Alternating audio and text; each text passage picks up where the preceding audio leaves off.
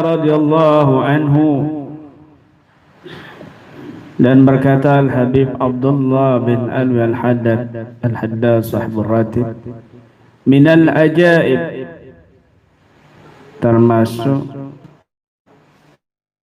keheranan, termasuk ajaib, termasuk ironis, aneh, unik, annal insana, sesungguhnya manusia itu, fi halatil akli, ketika dalam keadaan makan, takillu khawatiruhu, sedikit terjadi bisikan-bisikan dalam hatinya.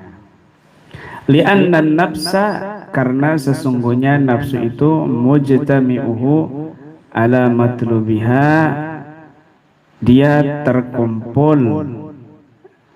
berkumpul atas apa yang dituntutnya. Fa idza qama ila salati, ketika dia berdiri untuk salat, tafattahat alaihi al-khawatir, maka mulailah terbuka bisikan-bisikan hati lagi. Min kulli janibin, dari segala arah. Kenapa? Li'annaha khilafu matlubin nafsi, karena bertentangan dengan tuntutan nafsu. Fatadiku minha, maka nafsu menjadi sempit dan sedih, susah. Wa man hadara fi salatihi fawa fi hadratillah, barang siapa yang dia hadir di dalam salatnya, fawa fi hadratillah, maka sesungguhnya dia ada di hadapan Allah. Wa man waswasa fiha bimubahin, barang siapa yang dia waswas, ada bisikan dalam perkara yang mubah, bukan perkara yang dibenci atau perkara yang haram, fawa kharijuha, maka dia sesungguhnya sedang berada di luar salat. Au bimuharramin, atau waswas dengan perkara yang haram, fahuwa fi hadratis syaitan, maka sesungguhnya dia sedang di hadapan syaitan. Abdullah Al-Haddad berkata di sini, aneh, manusia ini waktu makan, bisikan-bisikan hatinya itu sedikit kecil. Waktu makan itu nggak ada dia kepikiran macam-macam, fokus dan khusyuk, tidak ada bisikan-bisikan di hatinya, bisikan setan, bisikan nafsu, nggak ada. Kenapa? Karena itu yang dituntut. Karena makan itu bagian yang dituntut oleh nafsu. Tapi kalau sudah berdiri salat, wah sudah itu bisikan, kayak pasar bunyi. Yang urusan hutang, yang urusan gagal kawin, yang urusan patah hati, urusan istri rewel, yang urusan anaknya sakit, yang urusan bingung nggak nikah-nikah, yang urusan besok diundang mantan. Itu di dalam sholat bisikan bermacam-macam.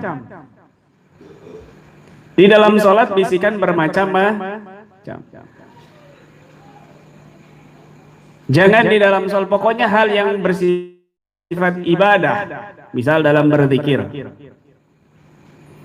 Zikir seperti tadi Ratibul Haddad. Tapi kalau di sini tuh ya, ini para pemirsa yang nonton ya, ketahuilah mereka ini khusyuk semuanya. Ya. Mereka ini khusyuk semuanya, apalagi yang perempuan karena ketut satir itu khusyuk semua. Nggak ada gerak. Ya, makanya saya suruh bikin teh biar nggak ngantuk. Begitu. Satir itu sana, bukan sana. Aduh, kamera. Kameramen. Satir masa sana.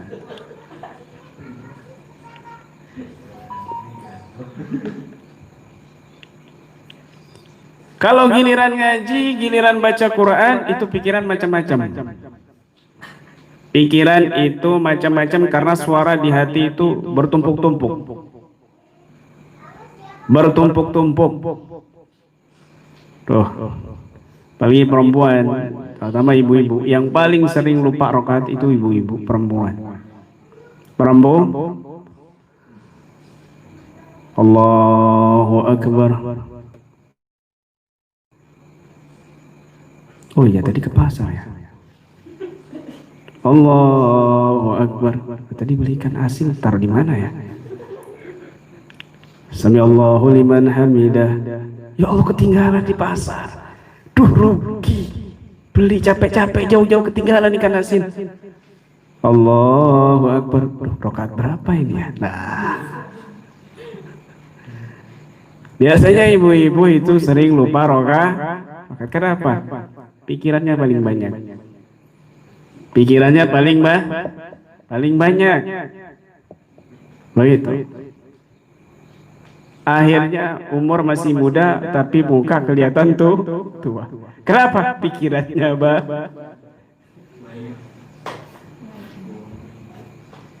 Pikirannya banyak. Begitu. Tapi kalau giliran makan, khusyuk. Khusyuk, tenang. Nggak terasa.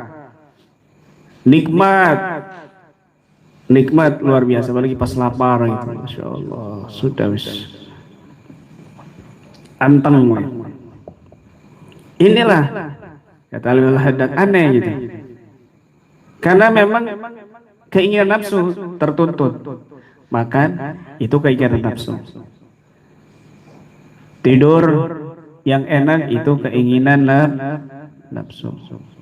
Kawin itu keinginan nafsu. Kan yang bekerja nafsu. Coba kalau kamu kawin nggak ada nafsu, apa nikmat? Ya nggak nikmat. Didelok itu perempuannya kan gitu.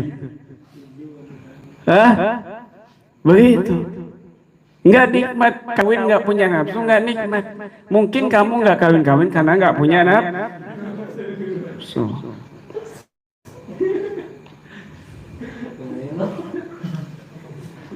Paham ya? Tuntutan nafsu. Punya duit banyak, harta melimpah, tuntutan nafsu. Tenang, nafsu itu tenang. Ya Allah, begitu. Tenang itu nafsu kalau ada tuntunnya. Tapi kalau bertentangan dengan ibadah, kebaikan, itu mesti bisikan macam-macam. Kamu ngutang misalnya ya, sama orang misal ngutang 500.000 1 juta, itu nafsu senangnya luar biasa, seolah-olah dapat hadiah. Padahal ngutang 1 juta itu senangnya luar biasa ketika dikasih. Dia nggak mikir nanti bayar utangnya gimana. Di awal dia sudah senang, alhamdulillah loh, utang kok alhamdulillah. Kan begitu. Senangnya luar biasa, sudah dapat itu ketagihan ngutang lagi. Siapa ini yang belum saya utangnya? Dicari korbannya. Ketagihan dia ngutang, jadi profesinya dia ngutang. Cari sana, cari sini utangan, sana sini. Nikmat dia kalau ngutang.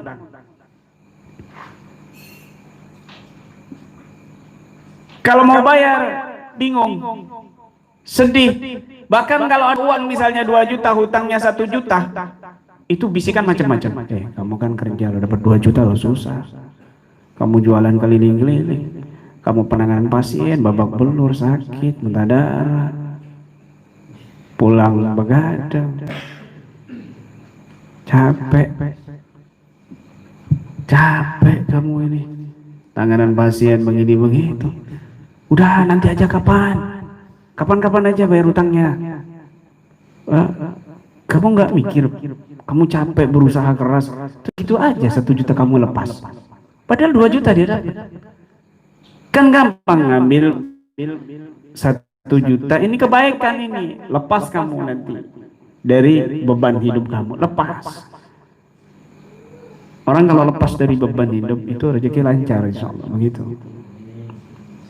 Ini nggak mau dia, kenapa? Bertentangan sama nafsu, kebaikan soalnya itu.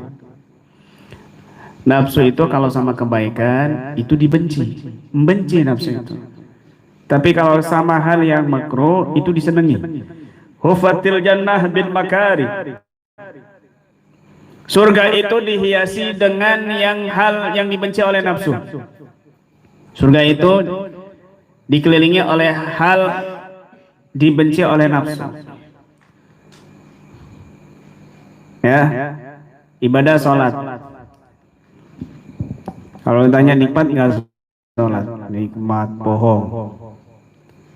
Nikmat nggak mondok, nikmat bohong. Kecuali di sini ya. Nah, satu-satunya pondok aneh di sini.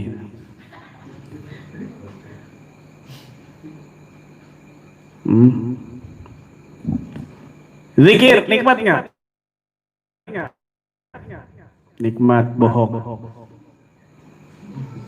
Paham ya? Puasa nikmat, nikmat bohong.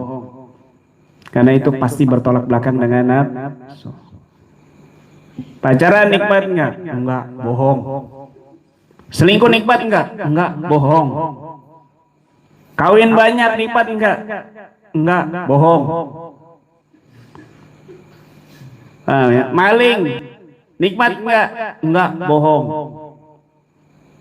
Tidur enggak usah ibadah. Ninggalin sholat nikmat enggak? Enggak, bohong. Segala sesuatu yang dibenci nafsu itu nikmat. Enggak ibadah. Kalau kamu katakan nikmat, enggak nikmat, itu bohong. Zikir kalau kamu katakan nikmat, itu bohong. Kenapa?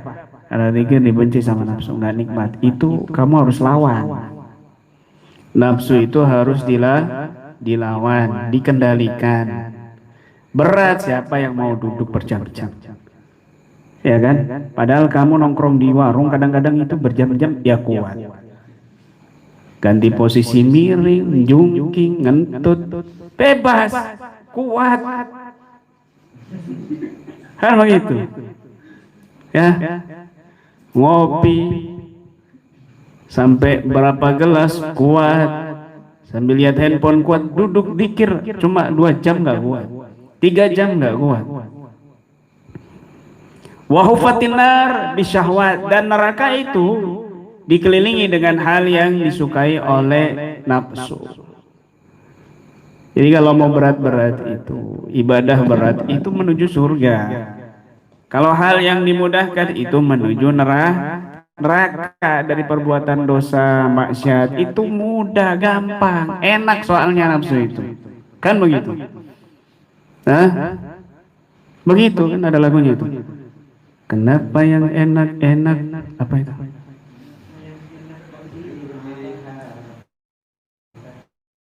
Itu di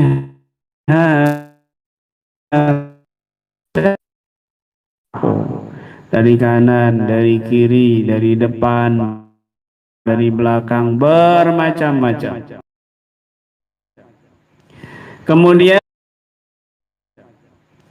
Kemudian barang siapa yang dia sholatnya hadir khusyuk, berarti dia sedang berada Allah. Khusyuk sholatnya berarti dia, ketika sholat itu ada bisikan-bisikan hal yang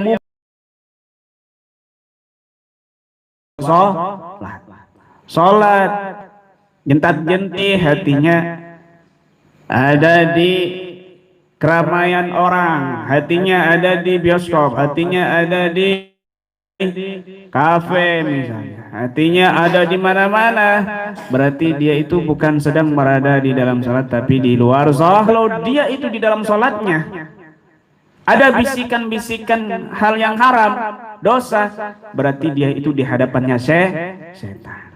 Ya Allah, sholat itu mikir porno, sholat mikir porno. Aku pariki aku apa ketemuan karo pacarku sing enak ambung-ambungan don dia. Tuh. Dalam sholat itu masih berbuat dosa, gimana di luar sholat begitu loh.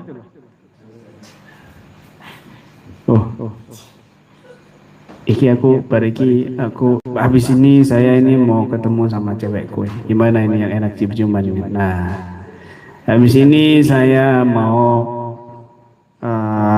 menipu orang ini. Sini supaya gimana lagi strategi buat nipu supaya dagangan saya laris. Itu di dalam sholat. Di dalam sholat dia berpikiran kotor, bahkan maksiat haram. Maka sesungguhnya dia bukan lagi di dalam sholat, tapi dia sedang di hadapan syaitan. Na'udzubillah min dzalik. Masya Allah. Begitu.